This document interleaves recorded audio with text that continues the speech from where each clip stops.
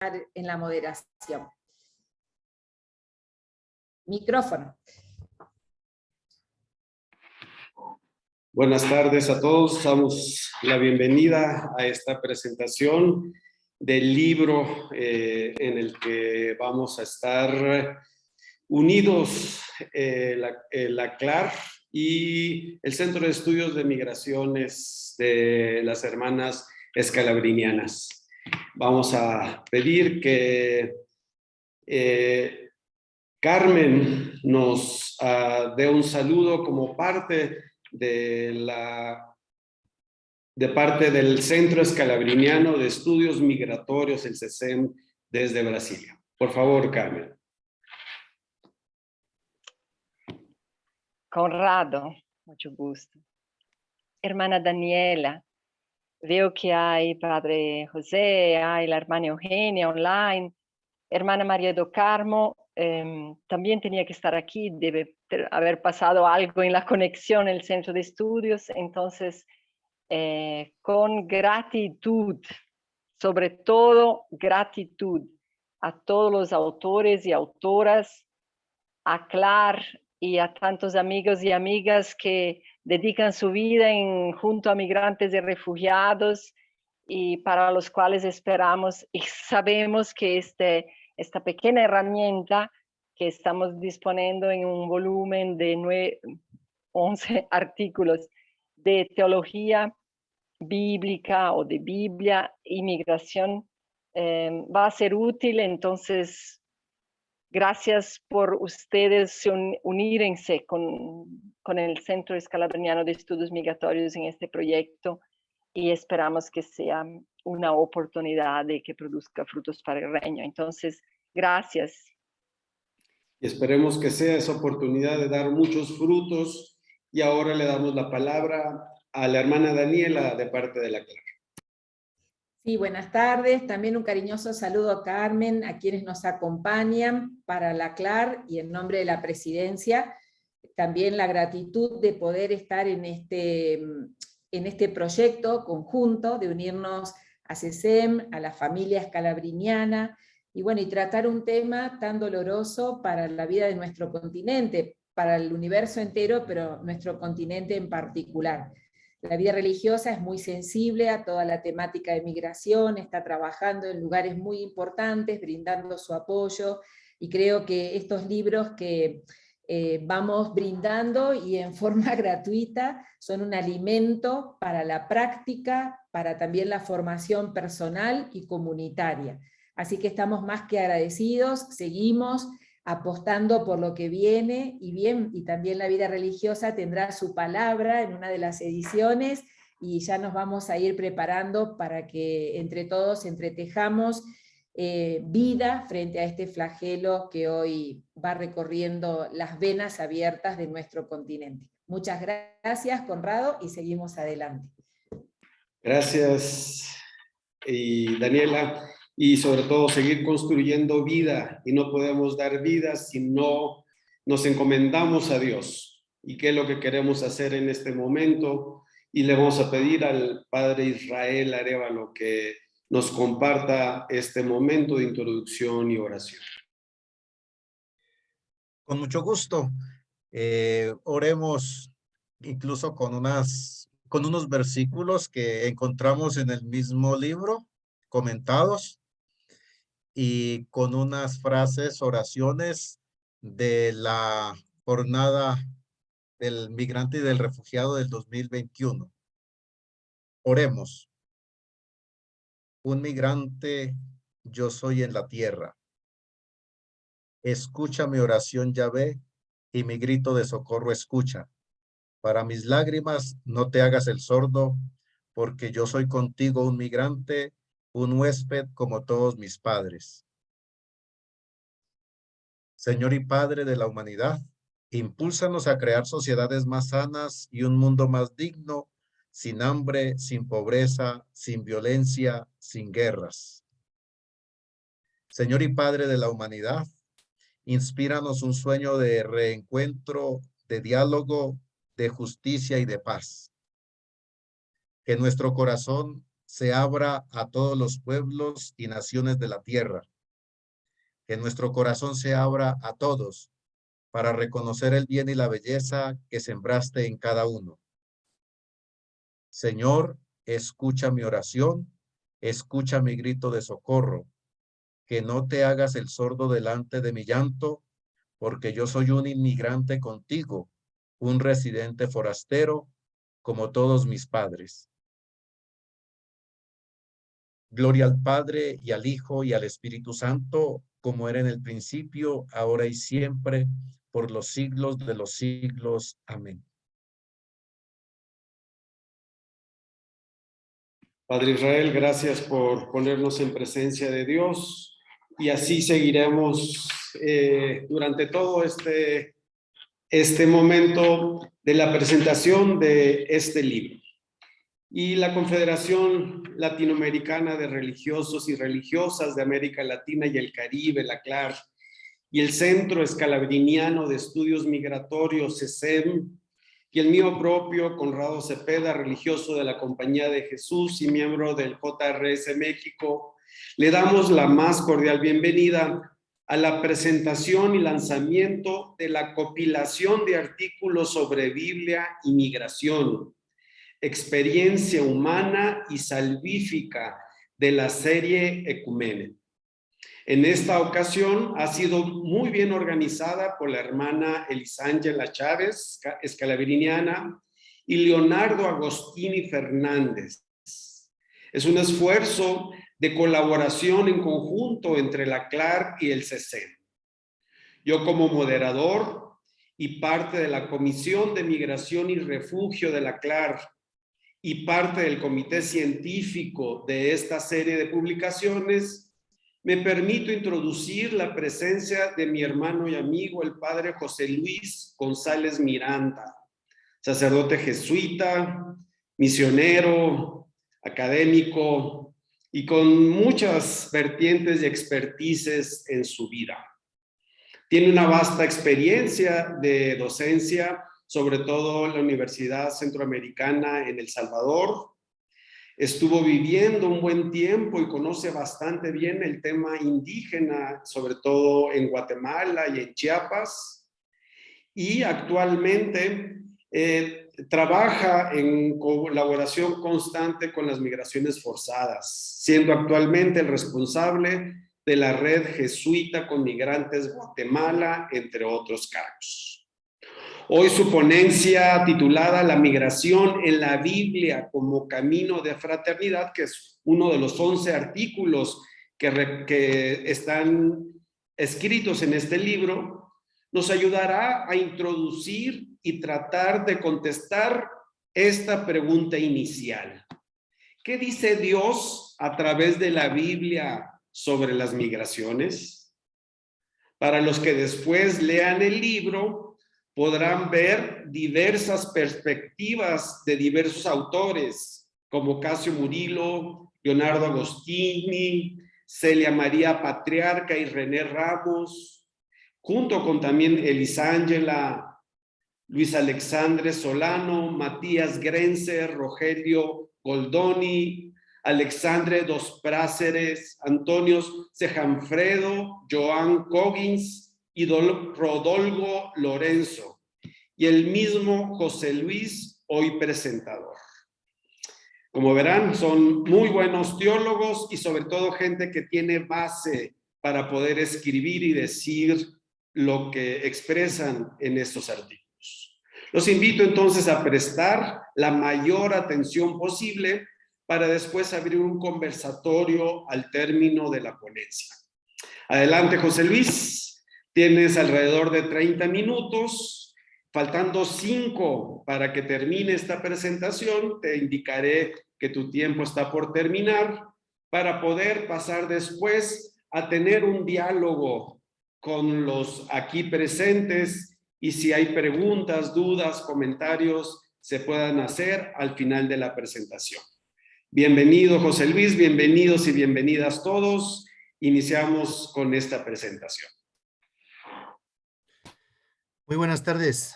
Bueno, muchas gracias por esta actividad que están organizando y por el libro que la CLAR y el Centro Scalabriniano han hecho este esfuerzo de aunar artículos.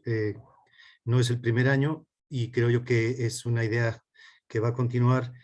Y creo que es muy importante porque el tema de la migración creo que es un tema de vanguardia en este momento, donde se está jugando, bueno, pues yo creo, sin ser exagerado, el futuro de la humanidad, ¿verdad? Y lo vamos a ver por los orígenes de la humanidad, al menos según la Biblia, ¿verdad? Eh, bueno, me habían dicho que 15 minutos, ahora, gracias Conrado por regalarme otros 15. Pero no, voy a intentar ser breve, ¿verdad? Porque voy a hacer una síntesis del artículo que está en ese libro, aunque hay otros artículos muy interesantes en el mismo libro. Cuando hablamos de Biblia e inmigración, siempre todo el mundo sabe, ¿verdad?, que vamos a hablar de Abraham, que era migrante, y todas esas cosas. Yo quisiera centrarme en cosas que no son tan frecuentemente y son cuatro. Una es sobre Dios, porque siempre se dice que el pueblo de Israel es migrante, pero muchas veces se olvida de que ese Dios es migrante también. La segunda es sobre el pueblo de Israel. La tercera es sobre los muros, lo que significan en la Biblia. Y la cuarta sobre la tierra prometida. ¿Qué significa que Dios regale una tierra prometida donde ya viven otros pueblos, ¿verdad? ¿Es una broma de Dios o qué querrá decir, no? Bueno, pues vamos a intentar en este rato tener estos 4 puntos que ahí están en el artículo, ¿verdad? Primero, dice González Faust, nos daba clase en la UCA del Salvador, y él tiene una frase que es: de Dios se supo a raíz de un conflicto laboral. Es decir, los teólogos saben que el Dios de Israel surge en el Éxodo, no surge en el Génesis, ¿verdad? El Génesis es una lectura teológica de los orígenes de la humanidad que hace el pueblo que ha descubierto al Dios liberador. Por lo tanto, el origen de la fe de Israel está en el Éxodo, está en la liberación de Egipto, ¿no? Y el Satames matiza esta afirmación de González Faust y hace ver que no solamente era un conflicto laboral, que no, el pueblo de Israel no eran egipcios esclavos, que no era un problema solamente laboral, sino que eran extranjeros, ¿no? Era un pueblo extranjero que estaba oprimido en Egipto. Por lo tanto, este enfoque en que el pueblo de Israel era migrante y que el origen de la fe de Israel está precisamente en una experiencia de opresión a un pueblo migrante, creo que es muy importante. O sea, es Dios el que nos hace descubrir a través de esas expresiones que dice el Éxodo, de que miró la opresión y escuchó los lamentos de un pueblo migrante. Por eso digo yo que decía antes que me parece que se está jugando el futuro de la humanidad en todo este tema de la migración y cómo abordarlo y enfocarlo, ¿verdad? Así que tenemos esto, que es un Dios que se preocupa de las personas migrantes y que él mismo es migrante, iba en la tienda a través del desierto y es un Dios que va con el pueblo, ¿no? Es un Dios migrante. Bueno, podemos extendernos más en esto, que creo que es una idea muy importante que a veces olvidamos, ¿no? En el Dios de la Biblia. En segundo lugar, el pueblo que aparece ahí, ¿no? Siempre se había pensado que, bueno, comparándolo con también los valores del pueblo judío hoy, que en gran parte tal vez abandonaron la fe, pero culturalmente es un pueblo muy unido, con una gran identidad, a pesar de estar dispersos por todo el mundo, ¿verdad? Pero resulta que las últimas investigaciones en las últimas décadas dicen que el origen del pueblo judío no es tanto la pureza de la sangre de los descendientes de un tronco común de Abraham o quien sea, ¿verdad?, de los patriarcas, sino que resulta que es la interculturalidad de diferentes tribus y de diferentes pueblos y movimientos que en el segundo milenio antes de Cristo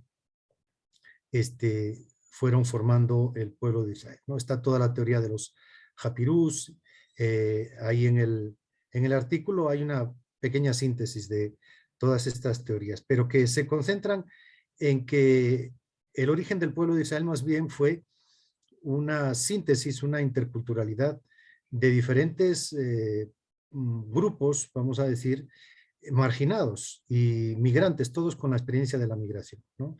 Los Japirús o los liberados de la esclavitud en Egipto que volvieron a Mesopotamia o a la tierra de Canaán, ¿verdad? Entonces, esto es muy importante para los tiempos actuales, ¿no? Donde la misma iglesia está dividida en si nuestra fe se identifica con nuestro pueblo, con nuestra raza, digamos.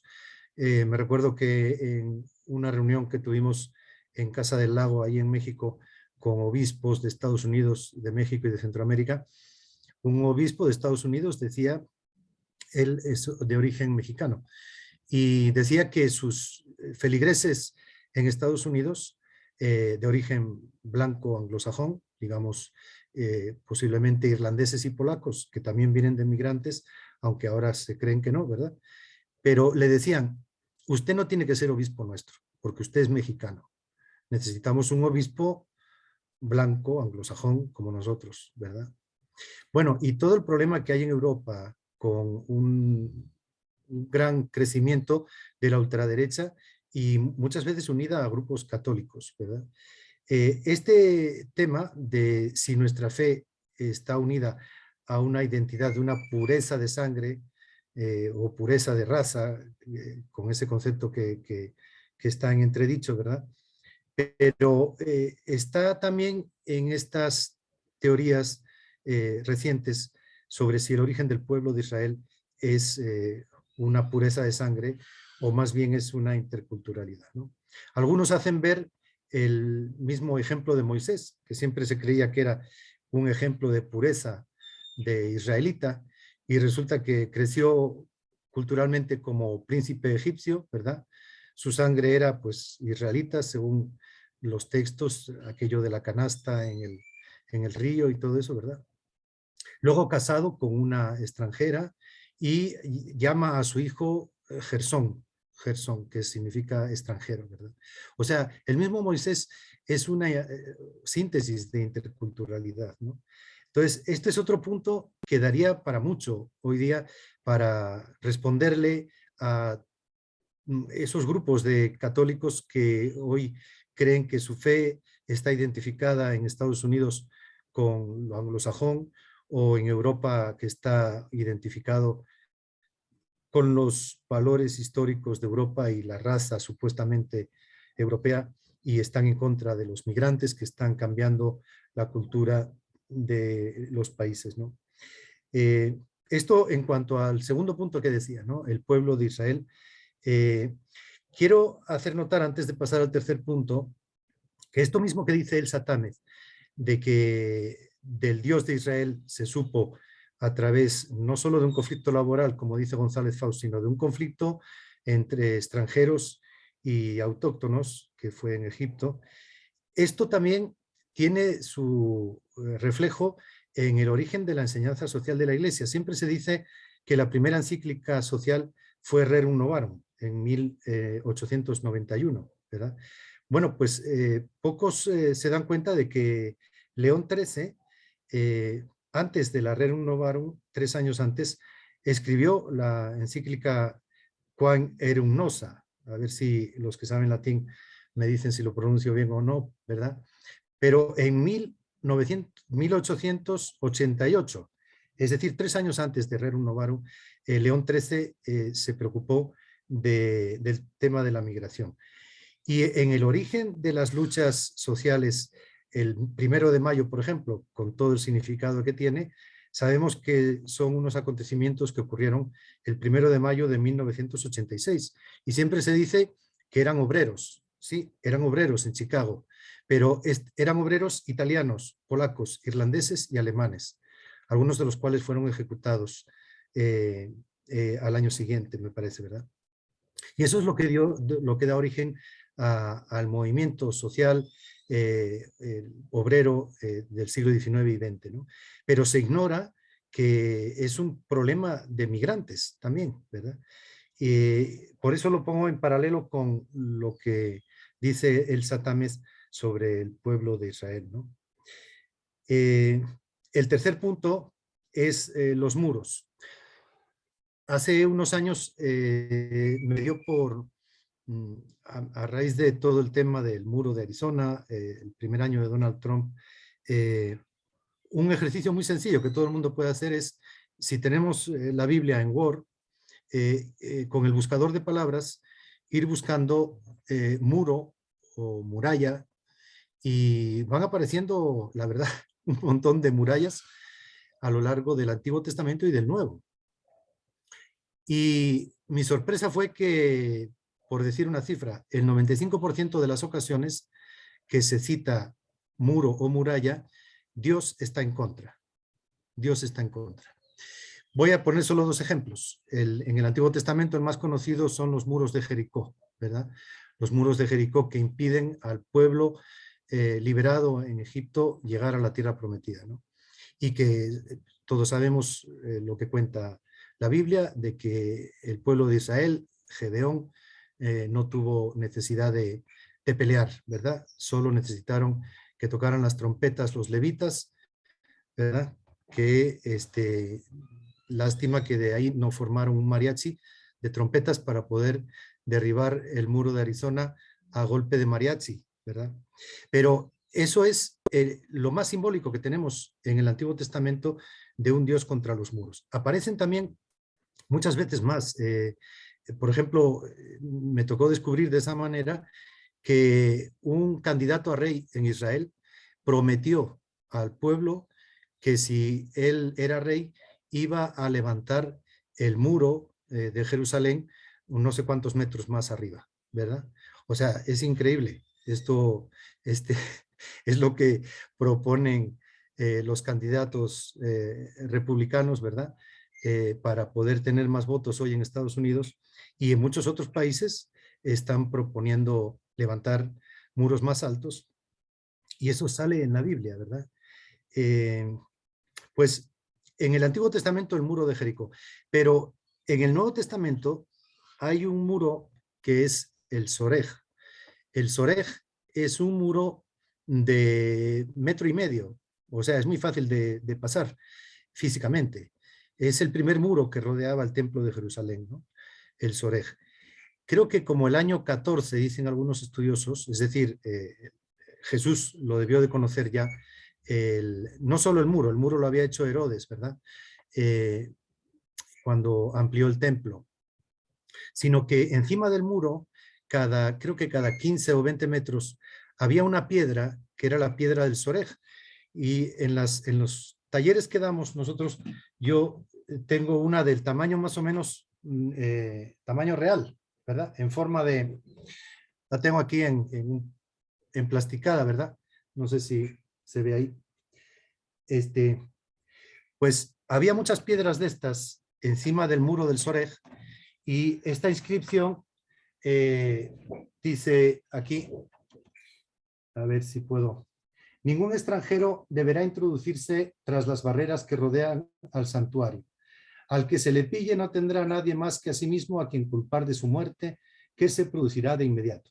Y ahí están las letras en griego de esta piedra del Sorej, que hoy se conservan dos, una en un museo de Jerusalén y otra en Turquía, en Constantinopla, en Estambul. Bueno, ya ven lo que dice la piedra del Sorej, ¿no? Parece que estuviera firmada por Donald Trump o por Salvini o por tantos políticos que hoy quisieran levantar estos muros y quisieran poner estas inscripciones, ¿no? Bueno, pues cuando Jesús dice escribas y fariseos, ustedes no dejan entrar, o cuando dice este templo es casa de oración para todos los pueblos, ¿no? Jesús se está oponiendo a que haya estos muros que impiden a los extranjeros acercarse a Dios, ¿verdad? Y el mismo Pablo, pues es detenido en las afueras del templo de Jerusalén, acusado de haber metido a Trófimo, un pagano, no era judío, era de Éfeso, haberlo introducido dentro del templo. Entonces, no se sabe, según el libro de los Hechos, si Pablo lo hizo o no lo hizo, ¿verdad? Hay autores, la mayoría de los autores se inclinan por pensar que Pablo no metió a Trófimo en el templo. Algunos dicen que sí. Yo, la verdad, ¿por qué no va a introducirlo si el mismo Pablo escribió a los Efesios, de donde era Trófimo, escribió que Cristo derribó con su sangre el muro que separa a los pueblos, capítulo 2 de Efesios, ¿verdad? Bueno, pues el tema de los muros en la Biblia es muy significativo, ¿no? Cómo Dios está contra las separaciones que ponemos entre los pueblos. Y el cuarto punto, para no alargarme más porque quiero también terminar con un ejercicio de una foto. El cuarto es lo que Dios promete, la tierra prometida. A mí siempre me extrañó, ¿no? Cómo Dios regala una tierra que ya hay gente ahí viviendo, ¿verdad? Y vemos cómo el pueblo de Israel entra a saco y hace verdaderas masacres, ¿verdad? O sea, acaba con los que quedan en la ciudad después de una batalla, incluso a veces mujeres y niños. Son cosas horribles que salen en la Biblia, como el pueblo de Israel a los pueblos originarios, pues los acaba, ¿verdad? Hay un dato, ya saben que el tema de los números en la Biblia es muy interesante, tiene siempre una lectura, ¿no? Cuando el pueblo de Israel pasa las murallas de Jericó, se encuentra con que en la tierra de Canaán viven otros pueblos. ¿Cuántos pueblos? 6. Es decir, 6 pueblos que viven ya. El pueblo de Israel que viene serían 7. Yo creo que todos saben que para el pueblo de Israel, en la cultura israelita, el número 7 es un número de perfección, mientras que el número 6 es un número imperfecto, no está completo. ¿Qué quiere decir Dios dando una tierra que tiene 6 pueblos y que el pueblo de Israel es el 7º? Pues que solo se completa dejando, conviviendo los 7 pueblos, ¿verdad? O sea, ni los 6 pueblos expulsando o no dejando entrar al 7º pueblo, ni tampoco el 7º pueblo entrando a saco y exterminando a todos los demás, ¿verdad? Este mismo número se da en la parábola del pobre Lázaro. Pocos comentarios he visto yo donde hagan un análisis de por qué el rico, supuestamente Epulón, ¿verdad? Aunque no sale su nombre en la parábola, pero cuando está allí con las llamas sufriendo, le dice a Lázaro, avisa a mis 5 hermanos, ¿verdad? Avisa a mis 5 hermanos. Bueno, pues 5 hermanos de Epulón, más Epulón 6, y no se dan cuenta de que el 7º era precisamente Lázaro, ¿no? Y que la fraternidad no estaba completa si no estaban unidos los 7. Creo que esto es un mensaje que está en la Biblia. El tema de que la tierra prometida es un regalo de Dios para todos los pueblos, no solamente para el pueblo de Israel. Y esto es un poco lo que está en el eje de ese artículo, cómo la fraternidad es el camino que la movilidad humana emprende en la Biblia, ¿verdad? Precisamente originada por un fratricidio, porque el primero que tiene que salir del paraíso es Caín, después de matar a Abel, ¿verdad? Y sin embargo, a lo largo de la Biblia, creo que Dios está mostrando una pedagogía con ese pueblo de cómo reconciliarse hermanos de sangre, porque la fraternidad de sangre no es suficiente, lo que llamamos los hijos de Adán, la fraternidad adámica. Tampoco es suficiente la fraternidad abrahámica, hijos de Abraham o hermanos en la fe, ¿verdad? hasta de las piedras puede sacar mi padre hijos de Abraham, dice Jesús, ¿verdad? Para Jesús no es suficiente la fraternidad adámica ni abrahámica, ni tampoco la fraternidad de destino, hijos de Sión. Es decir, que un día, al final de los tiempos, todos los pueblos estaremos unidos en Sión, en Jerusalén, ¿verdad? Esta tampoco es una fraternidad como la que propone el Nuevo Testamento, porque los hijos de Sión en realidad son el pueblo judío que está en la dispersión y son los que van a venir de donde están, de todos los pueblos, y van a venir a Sión, a Jerusalén. Entonces Jesús rompe con hijos de Adán, hijos de Abraham, hijos de Sión, para mostrarnos que somos hijos de Dios y que eso rompe todos los muros y todas las fronteras, ¿no?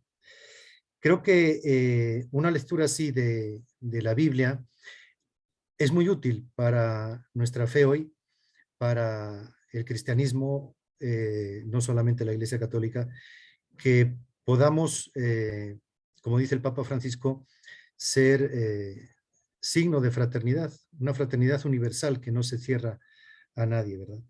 Y termino con los ejemplos de personas que, igual que en la Biblia, también hoy ellos están abriendo estos muros que no solamente son físicos, son legales, culturales, de todo tipo, y que nos abren a esta fraternidad universal, ¿verdad? En un pequeño artículo en la agenda latinoamericana de este año, yo nombro algunos, ¿verdad? Quisiera recuperar aquí solo dos. Doña Conchi es una mujer de Querétaro, estuvo perseguida por ayudar a migrantes, pero su caso fue muy útil para que cambiara la ley en México en el 2011 y que no se persiguiera a las personas que ayudan a los migrantes. Hasta entonces sí era peligroso, ¿no?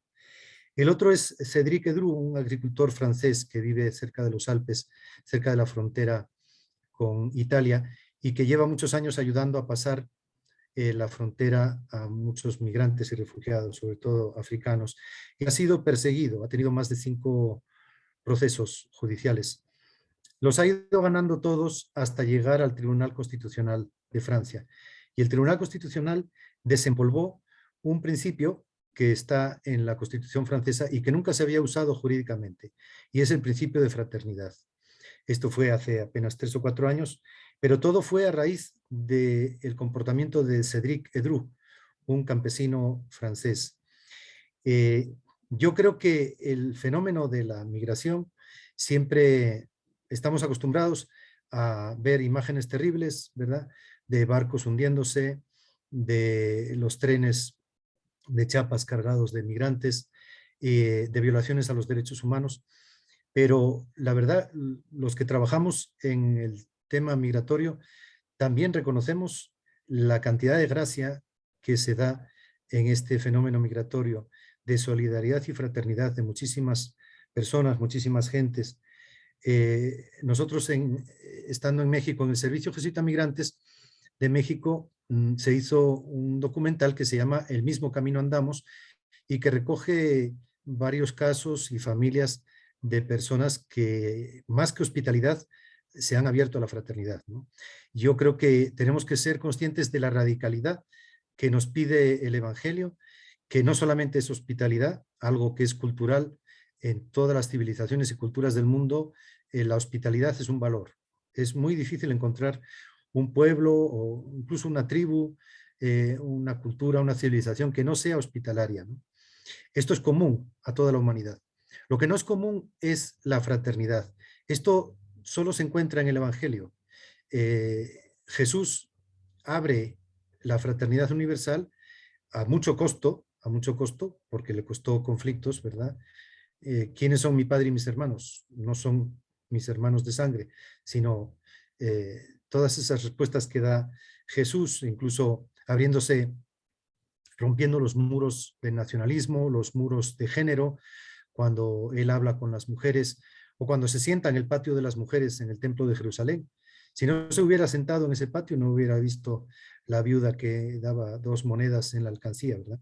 Yo me imagino a los apóstoles de él tan machistas, intentando levantarlo de ahí. No te sientes aquí, que este es el patio de las mujeres, ¿verdad? Vámonos al patio de los hombres. Bueno, pues Jesús le costó conflictos romper esos muros y creo que no interpretamos completamente bien el Evangelio si ignoramos este lenguaje de los muros, este lenguaje de la fraternidad que el Papa Francisco está recuperando, pero que empezó a recuperarlo el Concilio Vaticano II, como dice el cardenal Michael Cerny en un libro de hace pocos meses, que por ahora creo que está en italiano nada más, Fraternidad como signo de los tiempos, ¿verdad? Termino, creo que me faltan todavía unos minutos. Voy a ver si puedo subirles una foto que quiero que sirva como final de esta presentación. A ver.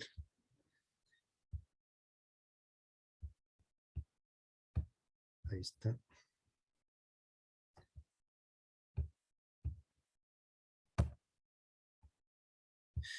Tal vez conocen, esta es la foto que ganó, ¿se ve?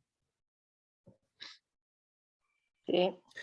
Sí, se Esta foto, tal vez algunos conocen, es la que ganó en el año 2014, cuando estábamos allá en Chiapas con aquella crisis de los menores migrantes, en junio y julio del 2014.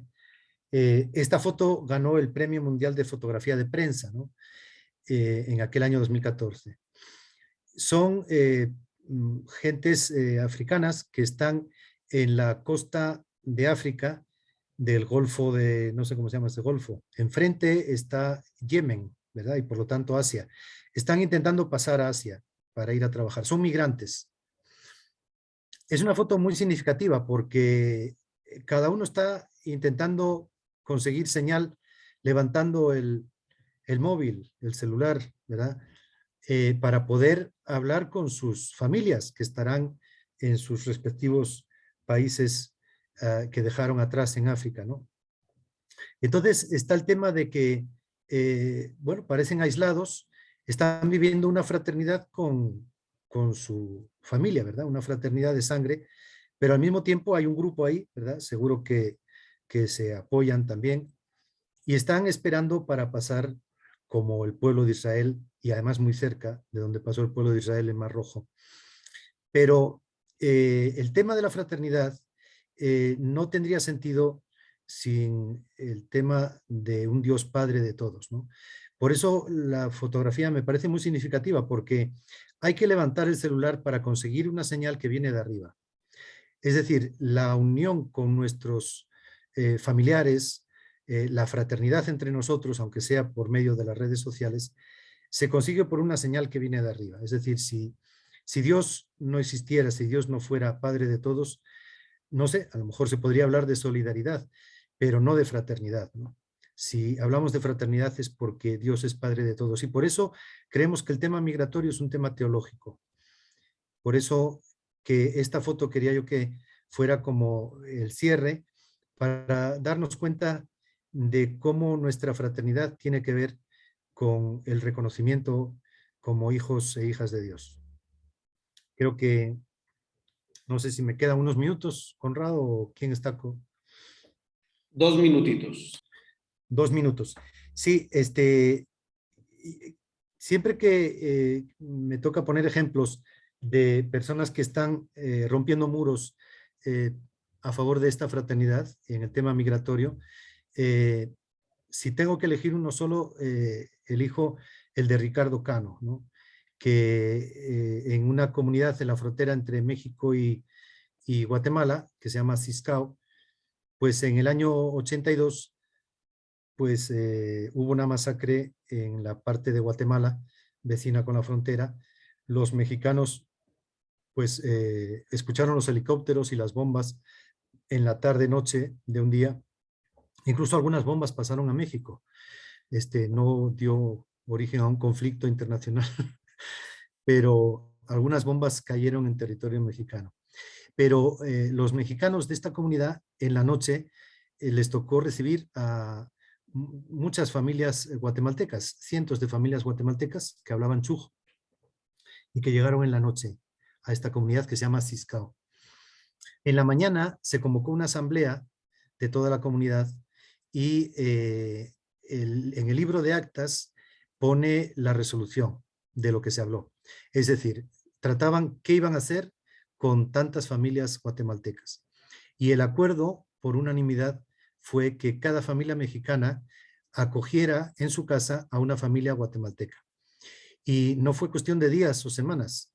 La familia de Ricardo Cano, este señor Ricardo Cano, que sale en El mismo camino andamos, un documental que dije antes que se hizo hace unos años y que recoge estos testimonios. Ricardo Cano regresó a su casa después de la asamblea, trazó una línea en mitad de su casa, que era de una sola pieza, y le dijo a sus hijas: sáquenme todo eso que está ahí, montones de ropa y cajas, y dejemos esta mitad de la casa libre porque va a venir a vivir una familia guatemalteca. Y la familia fue de don Manuel, que estuvo viviendo en ese mismo cuarto, en esa misma casa, con la familia de Ricardo Cano, 10 años. 10 años, Ricardo Cano, al trazar esa línea, no estaba trazando una frontera, sino que estaba rompiendo muros, estaba rompiendo fronteras. Y esto que vemos en muchas familias pobres, campesinas, indígenas, y que se ve a lo largo de toda América Latina, creo que es algo que tenemos que darle seguimiento, porque son los que están abriendo a un mundo más fraterno, ¿no? Por eso decía yo al principio que en el tema de migración nos estamos jugando el futuro de la humanidad. Le agradecemos, José Luis, tus palabras provocadoras, pero a la vez como sabias y muy dinámicas al presentarnos a un Dios que es migrante, que siempre nos ha acompañado y nos sigue acompañando. Estas mezclas de los judíos me hizo pensar a mí cuando las supremacías blancas de Europa, que dicen que son 100% blancos, y les hacen las pruebas de ADN y tienen porcentajes de sangre asiática, africana y demás. Judíos no son 100% tampoco puros, sino son mezclas, son migrantes, también mezclas de migrantes. Esta otra afirmación que Dios está en contra de todos los muros, y para eso ha venido también Jesucristo a derribar todos los muros que nos separan, que nos alejan, que nos ponen en contra unos con otros. Y por último, la tierra prometida, una tierra de fraternidad, que es una propuesta muy específica de la Biblia y del Evangelio en sí. Entonces, con estas provocaciones que nos da el Padre José Luis, abrimos un momento de discusión, de conversatorio, de preguntas, de dudas que puedan tener para poder, y les pido que sean muy breves, alzar su mano y hacer su pregunta o comentario.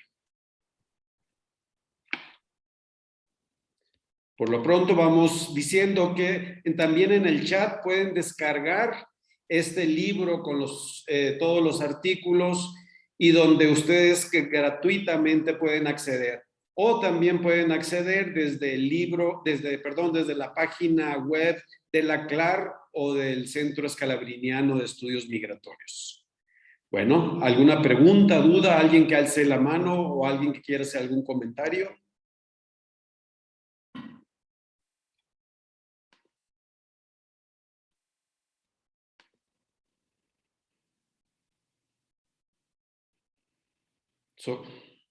Carmen, adelante, por favor. En realidad, mi español no es muy claro ni fácil. Pido perdón a los hispanohablantes. Quería hacer un comentario y aprovecho para dejar el mensaje, así que las otras personas pueden, mientras hablo, preparar sus preguntas. Este volumen es el segundo de una serie y increíble. Nosotros y nosotras, las pocas personas que hace muchos años trabajábamos con migrantes y refugiados, estamos descubriendo cómo es encantador la amplitud de visión, de interpretación, de descubierta de lo que puede pasar en el corazón, en la mente, en la creatividad de gente que está llegando en estos últimos tiempos a la temática migratoria. Me encantó escucharte. Ya había leído más de una vez en portugués y en español su artículo, Padre José. Y todas las veces me encanta insights. ¿Me escucha? Sí. Sí. Parecía que se cortó la conexión. Y así, es una manera para encorajar, motivar, invitar a que más gente pueda participar de este proyecto. Tenemos abierto una llamada de artículos para el próximo volumen que está en nuestras páginas. Pueden ponerse en contacto con Claro, con el CESEN en nuestras páginas web. Una llamada para el próximo volumen, que también va a ser muy difícil llegar al final. Pluralidad religiosa y migraciones, abordaje teológico, pastoral, que sea, pensar desde la revelación cristiana, pensar esta temática, este triángulo, migración, pluralidad religiosa y fe en Jesucristo. Una eclesiología que abrace estos tres ámbitos. Entonces, gracias por unirse a este pequeño ejército que intenta motivar y calificar la respuesta de fe y la respuesta eclesial a los retos de la movilidad humana. Gracias, Carmen. Y ahí está la invitación para todos aquellos que quieran participar en esta convocatoria para esta nueva edición de esta serie de Ecumene. Y los invito a que vean esa convocatoria dentro de la página del Centro Escalabriniano de Estudios Migratorios. Le damos la palabra al diácono Brian y después a Carmen, María do Carmen, directora del Centro Escalabriniano. Adelante, diácono. Muchísimas gracias a todos ustedes.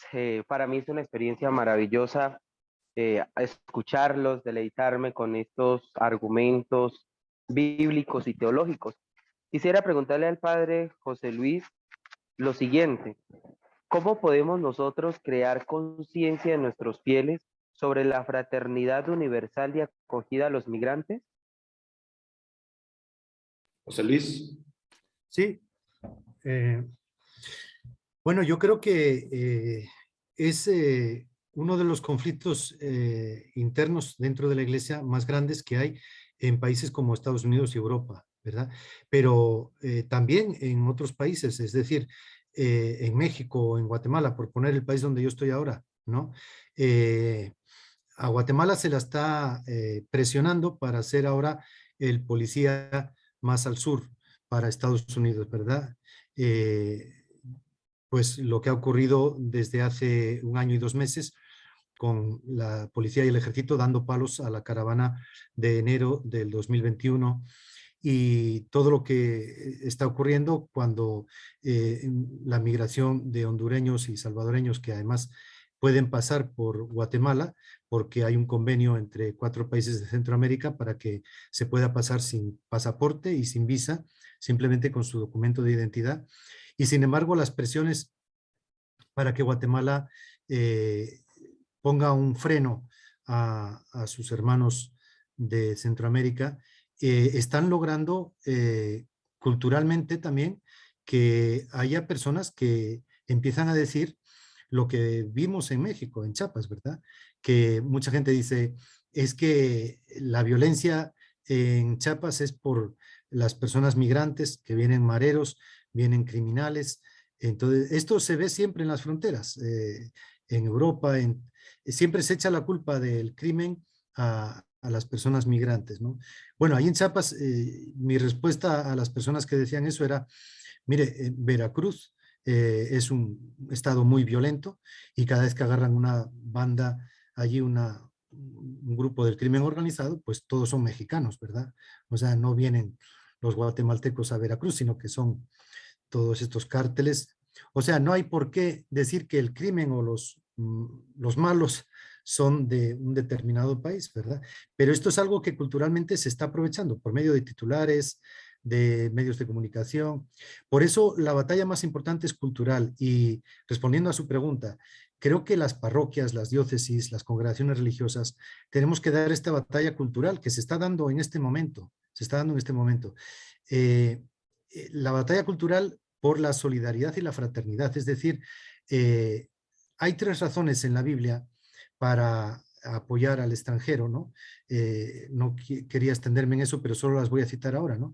Que son las leyes de hospitalidad que se da en el Levítico, en el Éxodo, en el Deuteronomio, y que tienen 3 razones. Una es la razón existencial, y es porque ustedes fueron también extranjeros en Egipto, ¿verdad? Es decir, el saber que todos venimos de pueblos migrantes, lo que decía Conrado, cuando nos hacen una prueba de ADN y nos sorprende saber que tenemos sangre de muchos lugares, ¿verdad? Entonces, esto es lo primero, hacer ver a las personas que nadie tiene sangre pura, es decir, que todos somos hermanos y que incluso biológicamente, incluso de manera, como decía yo al principio, la fraternidad adámica, que venimos de un tronco, del tronco de Adán. Esto es muy importante, ¿no? Y es lo que se llama la razón existencial. Pero después está la razón social, que se da más en el Deuteronomio, y es que hay que ayudarles porque ellos están en necesidad, junto con las viudas, los huérfanos, los que no tienen tierra, por ser pobres, ¿verdad? Por estar en necesidad. Esta es la segunda razón que se da en la Biblia. Y la tercera es una razón teológica, ¿no? Porque yo soy Yahvé, porque yo lo digo, ¿no? Porque es cosa de Dios. Esto es lo que yo decía al principio. O sea, no es exactamente como dice González Faust, que de Dios se supo a raíz de un conflicto laboral, sino que no fue el pueblo de Israel solamente el que descubrió a Dios, sino descubrió a Dios porque vio que Dios estaba escuchando sus clamores. O sea, el primero fue Dios que escuchó al pueblo, ¿no? Yo creo que esto es lo que rompe fronteras, lo que rompe muros, cuando nos damos cuenta que nuestro Dios nos pide romper estos muros, abrir nuestra casa a la solidaridad. Y lo que está ocurriendo, por ejemplo, ahora en Europa con las gentes de Ucrania, que ya llevan por 3 millones de refugiados en menos de un mes. Y es verdad que se critica de que eso en Europa no lo hicieron con los sirios, no lo hicieron con otros pueblos, ¿verdad? Pero están abriéndose conventos, familias, institutos. En el pueblo donde yo nací han abierto un colegio de hermanas dominicas que estaba cerrado desde hace 3 años, lo han abierto para un montón de familias ucranianas y en 24 horas consiguieron camas, colchones, toallas, juegos para los niños, una solidaridad muy grande. No entro en ese tema de que, ¿por qué lo hacen con ucranianos y no con otros? Es verdad, ¿verdad? Pero creo yo que el tema de la migración es un tema crucial.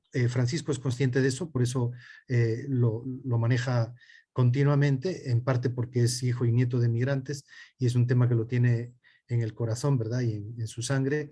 Pero no sé si respondo a su pregunta. Creo que las parroquias, movimientos, comunidades religiosas, laicos y laicas, tenemos que dar esta batalla cultural, de enseñarle a las personas encerradas en su xenofobia que nuestra fe no tiene nada que ver con esa cerrazón, con esa la acción que le dio el Papa a Donald Trump, ¿verdad? Cuando venía en el avión y le preguntaron qué opina de Donald Trump, que se dice tan cristiano y está construyendo muros. Y el Papa le dijo, pues un cristiano tiene que construir puentes, no muros, ¿no? Esto es la batalla que tenemos que dar. Es una batalla que se da en el campo pastoral, teológico, sociológico, pero es lo que tenemos que hacer. A veces creemos que el que trabaja en pastoral del migrante lo tenemos asociado, y termino con esto, a un comedor o a un albergue de migrantes. No, la pastoral del migrante, en este sentido que planteamos en el artículo, tiene que ver con cualquier parroquia y cualquier comunidad religiosa, aunque no viva en la frontera. Es decir, tenemos que dar esta batalla cultural ahí donde estemos. Gracias, José Luis, por recordarnos el derrumbar nuestros propios muros mentales, teológicos, corporales, psicológicos. Gracias de veras por esta reflexión. Y le doy la palabra a la hermana María do Carmo, directora del Centro Escalabriniano de Estudios Migratorios. Gracias, José Luis. Adelante, María.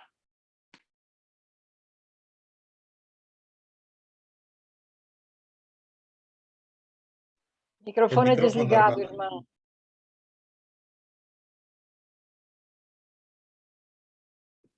Ok, parece que tiene problemas con su micrófono y no puede hablar, pero ahí está su saludo. Y para ir cerrando,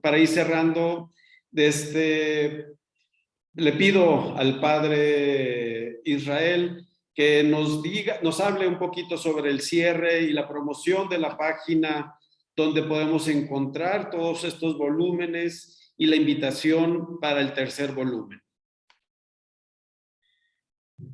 Bien, muchas gracias, Padre Conrado, por todo este trabajo de moderación, Padre José Luis, por su exposición y a todos los participantes.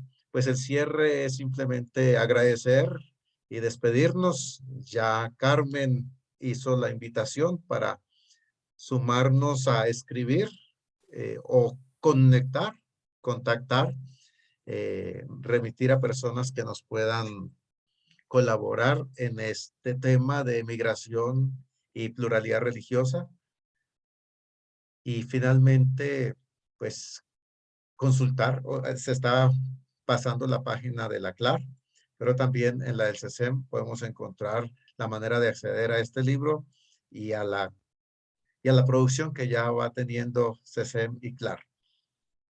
Una vez más, muchas gracias a todos por haber aceptado esta invitación, a quienes han permitido la realización de este conversatorio, y queda abierta la invitación tanto para seguir reflexionando, comprometiéndonos con como dijo Daniel al comienzo, este doloroso situación, pero también esperanzadora y desafiante condición de migración que nos identifica con Dios, con su pueblo, como nos lo dijo el Padre José Luis, y a replicar estas experiencias, a multiplicar la difusión y el conocimiento del libro. Padre, gracias. Pide la hermana María del Carmen que le abran el micrófono para decir sus palabras. Davis, por favor, dale autorización de abrir su micrófono para que dé las palabras finales la hermana María do Carmo. Gracias, Padre Conrado, ¿me escuchas? Ahora sí te escuchamos, bienvenida. Gracias, gracias. Disculpa, yo no tenía autorización para abrir el micrófono. En verdad que me gustaría hacer una pregunta, pero ahora ya no tenemos más tiempo, ¿no? Pero justo esta mañana yo participé de un debate sobre la cuestión de todo lo que se pasa ahora en Ucrania.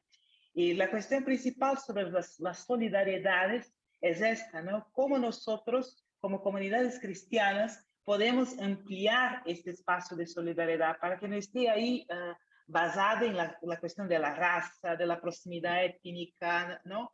Y que se puso ese desafío. Mas congratulaciones, gracias por todo, y ha sido riquísimo el debate, y parabéns a todos los organizadores, disculpa mi portuñol, y congratulaciones, gracias por todo.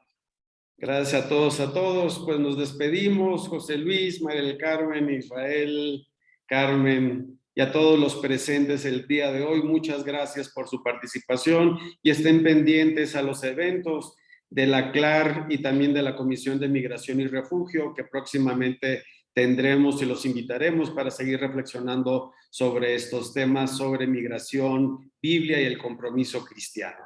Muchas gracias, que tengan muy buena tarde.